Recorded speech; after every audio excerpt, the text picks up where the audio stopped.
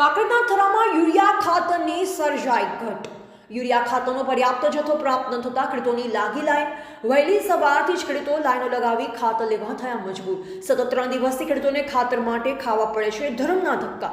વાવણી કર્યા બાદ ખેડૂતોને યુરિયા ખાતરની છે તાતી જરૂરિયાત। મોટી સંખ્યામાં ખેડૂતોની લાગી લાઈન એગ્રો સેન્ટર પર।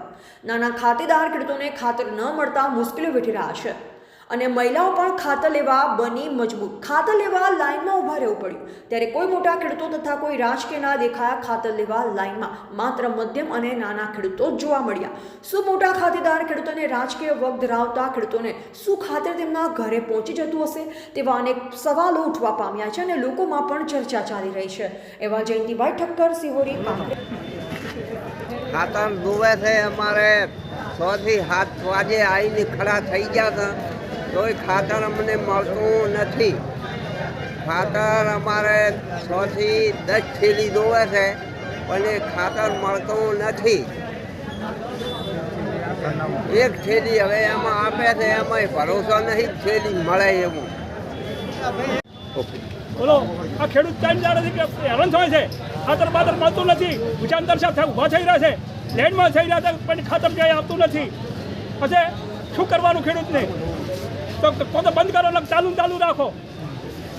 હા પછી તો ગુજરાતના બધા મેલી ઘરે આવતા રહે તો બહાર લેન્ડમાં કરે તોય નહીં મળતું। હવે ભવિષ્ય તો પછી ખેડૂતને શું કરવાનું? બારી ગોતવાની ખેડૂતને એક તો રવિ ઉગી જતી હોય ખર્ચા કરી તૂટી જાય ખાતર મળે ને। હા બસ બે દાડેથી ઊભા રહ્યા તો ખાતર મળતું બરાબર। અમારે હવે ખેતીએ કરીએ એટલે અમારે શી રીતનું પાલન કરવાનું? હવે માલનો જુધારો કરવો કે ખેતીનો જુધારો કરવો? ખેતરમાં મળે ખાતર નહીં બરાબર તો શું કરવાનું અમારે? એક થેલી મળે તો એક થેલી મેં તો 10 દાડા તો ઊભા થઈ રહેવું પડે એવું થાય। ઊભી થયેલું કોઈ લાઈન દાડેથી ધક્કા ખરા છે। લાઈનમાં હું ઊભો છું બરાબર અત્યારે હાલે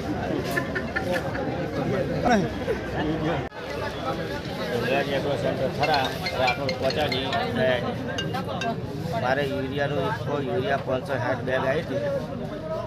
દરેક ખેડૂતને ન્યાય મળે એટલા માટે એક થેલી આપું રહ્યો છું, વિતરણ કરું રહ્યો છું વગર બોટલે। બોટલો આવી છે પણ કોઈને આપે નહીં પણ એક થેલી આલી અને બધાને આપી દઉં। શું ભાવ છે ખાતરની? 266 રૂપિયા 50 પૈસા।